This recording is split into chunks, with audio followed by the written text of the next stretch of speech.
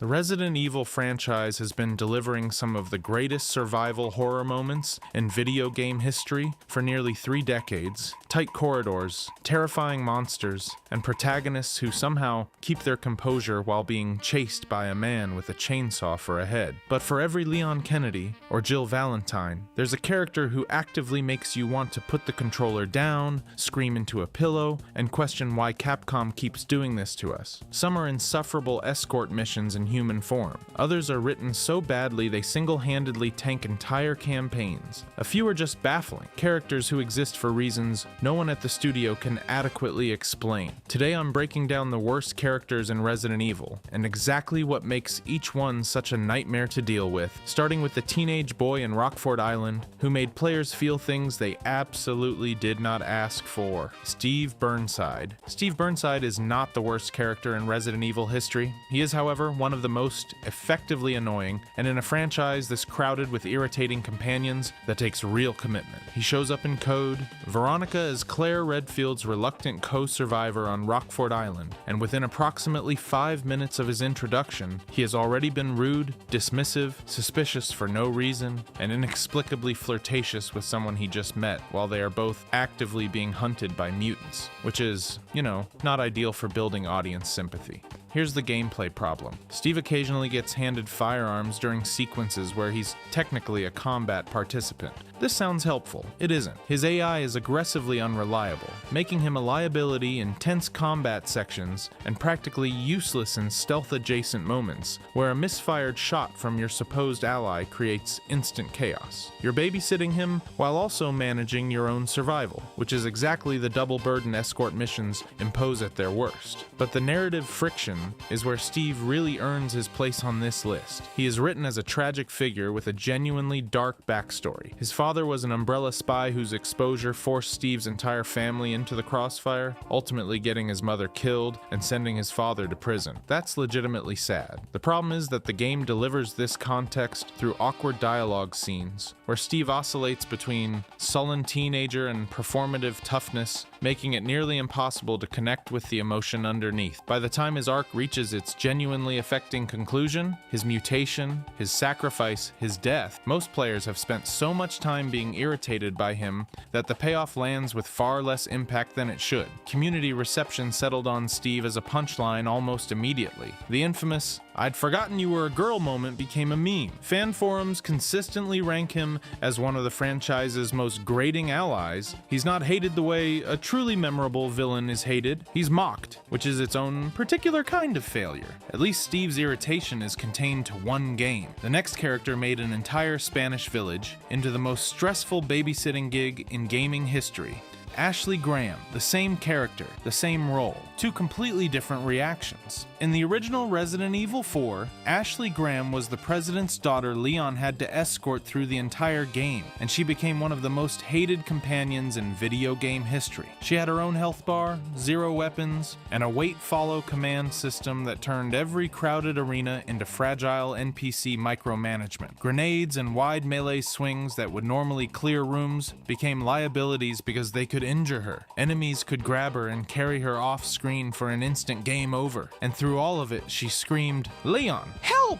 in a high-pitched voice that became a meme for everything players hated about escort missions. Her dialogue leaned on awkward flirtation, including the infamous overtime line, creating tonal whiplash next to parasites bursting from villagers' necks. She felt less like a person and more like a walking fail state that happened to talk. But here's where it gets interesting. The 2023 remake reworked everything. She no longer has a separate health bar. Instant fail grabs were reduced. Her dialogue was rewritten to feel grounded and courageous, and fans who absolutely despised escorting her in 2005 reported they didn't mind her in 2023, some even enjoyed it. That shift is the real story. Ashley's hatred was never really about her as a person. It was about how she was implemented. Fragile AI, punishing mechanics, and grating voice work turned a core story element into something players endured rather than experienced. The remake proved that the same narrative role, the same escorted companion, companion could work if the design respected the player's time and agency instead of punishing them for it. At least Ashley got a second chance. The next character wasn't so lucky. Quint Sechem. Resident Evil Revelations was supposed to bring the series back to horror, and for the most part, it did. Jill Valentine navigating flooded corridors on a ghost ship, limited ammo, creepy mutations, all that good stuff. But then Quint Sechem shows up and suddenly you're in a completely different game.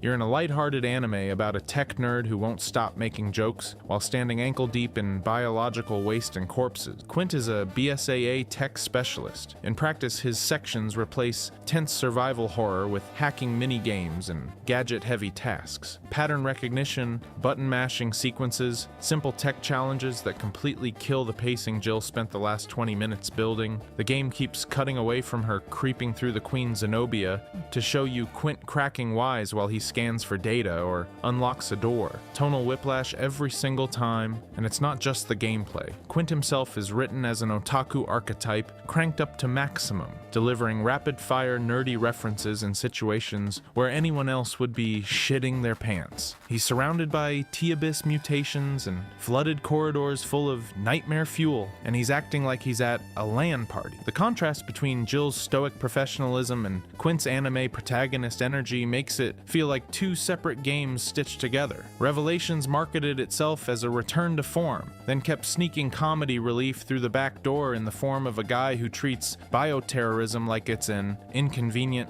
tech support ticket. Community backlash against Quint stays contained within horror-focused player circles, the people who genuinely cared about Revelations delivering on its promises. He's not hated, he's misplaced, and that might be worse. At least Quint keeps his chaos mostly off-screen, unlike his partner Keith, who takes everything wrong about Quint's energy and turns it up even louder. Keith Lumley. Keith Lumley is Quint turned up to 11, and that's not a compliment. He's a BSAA agent who spends most of Revelations acting like he's auditioning for a buddy cop movie instead of responding to a viral outbreak drowning entire cities. Where Quint at least pretends to care about the mission, Keith treats every firefight like an excuse to flex, flirt, and crack one-liners over the screams of infected civilians. His side chapters are pure action. Linear corridors, scripted set pieces, and enemy gauntlets ripped straight from a different game entirely. Revelations sold itself as a return to exploration-based horror, creeping through flooded hallways, managing scarce resources, feeling dread around every corner. Then Keith shows up with heavy artillery and a cocky grin, and suddenly you're in a third-person shooter. The tonal mismatch is impossible to ignore, but here's where it gets worse. Keith isn't just action-heavy, he's genuinely grating. He makes borderline lewd comments to female colleagues during missions, where people are dying by the hundreds. The BSAA is supposed to be a disciplined bioterrorism response unit. Keith makes it feel like a frat house with military-grade weapons. Leon and Chris can be cheesy, but they maintain a core of seriousness that anchors their campaigns. Keith doesn't. He's playing improv comedy over the soundtrack of a global disaster. Instead of feeling like a badass agent, he comes across as a missed opportunity, built to embody cool guy tropes in a game that should have been doubling down on dread. Keith represents the franchise at war with itself, and he's firmly on the wrong side. Ricardo Irving. Ricardo Irving was supposed to be a major villain in Resident Evil 5, black market bioweapons dealer, pulling strings behind the chaos in Kijuju, working directly under Wesker. The game builds him up through cutscenes as this slippery middleman orchestrating the entire outbreak, and then the moment you finally corner him, he panics, injects himself with a parasite, and immediately becomes a giant squid monster, which is, you know, not ideal. Here's the thing.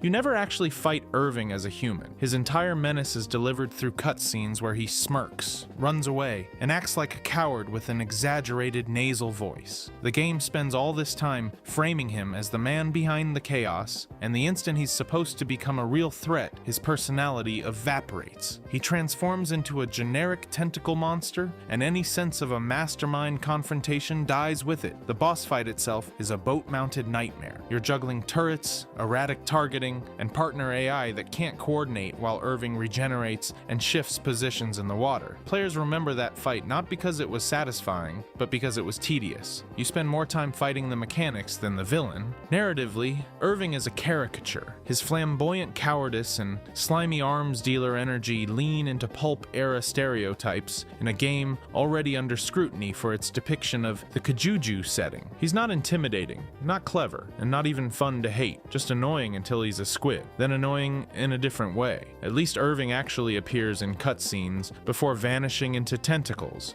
unlike some characters who somehow manage to be even more forgettable. Helena Harper. Leon's co-lead in Resident Evil 6 should have been a breakout moment. She's positioned with equal billing, armed with shotguns and handguns, fighting through zombified college campuses alongside one of the franchise's most iconic protagonists. But here's the thing, nobody remembers Helena Harper, and in a series this beloved, being forgettable is its own kind of failure. From a gameplay perspective, Helena sits in this weird middle ground where she's neither a liability like Ashley, nor genuinely helpful. In solo play, her AI is inconsistent. Sometimes she lands shots and handles crowd control. Other times, she gets stuck in awkward positions or fails to contribute when Resident Evil 6's design expects two active players working in sync. And mechanically, controlling Helena feels identical to controlling any other RE6 protagonist. No distinct combat style, no unique tools. She's just there. Narratively, her arc about guilt over her sister Deborah's infection and her own blackmail-driven complicity in the Tall Oaks outbreak is compelling on paper. A government agent forced to make compromising decisions that contribute to a catastrophic bioterrorist attack, watching her sister transform into a monster, grappling with thousands of deaths, and that should be devastating. But the execution is almost entirely expository dialogue. The script tells you Helena is distraught, but you rarely feel it. The game spends almost no time establishing a believable sisterly bond before Deborah transforms, which kills the impact of Helena's grief. It's all surface. And then there's the overshadowing problem. This campaign is marketed as Leon and Helena's story, but it's remembered entirely as Leon's story. Helena lacks distinctive visual traits, memorable dialogue, or standout moments. She's stoic when she's not anguished, and functionally invisible the rest of the time. In community discussions, Helena doesn't generate passionate hatred. She generates something harsher, widespread dismissal. She consistently lands near the bottom of character rankings, not for being obnoxious, but for leaving almost no impression. She's not annoying enough to meme about, not compelling enough to defend, not even bad enough to generate interesting debates. She just exists, and then the campaign ends, and you move on. At least Helena tried to carry emotional weight through a personal tragedy. The next antagonist doesn't even pretend to be grounded. He's pure bombast, pure spectacle, and pure exhaustion, transforming every climax into a multi-phase endurance test that makes you wish he'd just stay dead. Derek C. Simmons. Derek Simmons is the kind of villain that Resident Evil 6 deserved, which is a problem, because Resident Evil 6 was already a disaster. On paper, Simmons has everything. He's the National Security Advisor to the President of the United States, a man operating at the absolute peak of institutional power. And he spent years secretly running The Family, a shadow organization that has been quietly steering world events from behind the curtain for generations. That's a genuinely compelling setup. A villain embedded inside the most powerful government on Earth, pulling strings nobody can see. You could build an entire game around that premise and it would work. But here's the thing, all of that setup exists almost entirely in the background, buried in files and optional lore that most players will never read. What you actually get in the game is a man who bioengineered a global pandemic, faked the president's death, framed Ada Wong for crimes she didn't commit, and orchestrated the deaths of hundreds of thousands of people, all because he was obsessed with Ada Wong and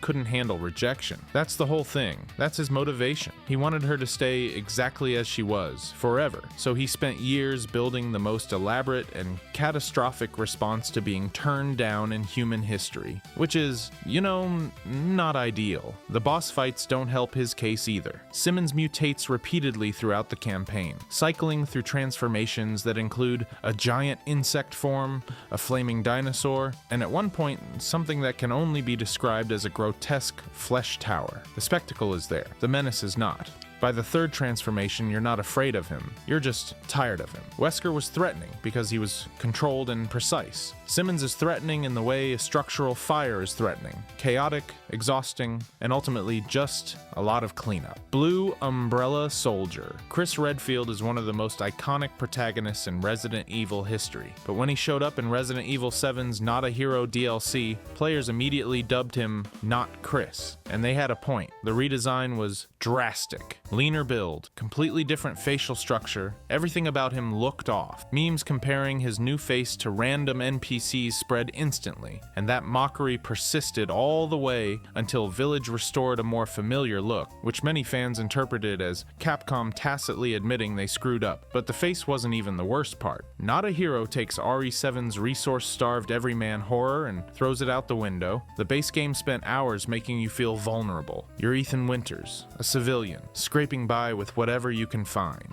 Then Chris shows up with advanced tactical gear, a full military squad, and more firepower than a small army. For anyone who valued RE7's claustrophobic atmosphere, watching Chris mow through enemies like a super soldier feels like a gravitational pullback toward exactly the action-heavy design RE7 was supposed to escape. And then there's Blue Umbrella itself. The concept of a reformed Umbrella faction working alongside series heroes is presented as a fait accompli. No ethical interrogation, no acknowledgement of the weight behind a beloved protagonist, wearing the logo of the franchise's greatest symbol of corporate evil. This is the company that destroyed Raccoon City, that created outbreaks across multiple continents, that experimented on countless innocent people.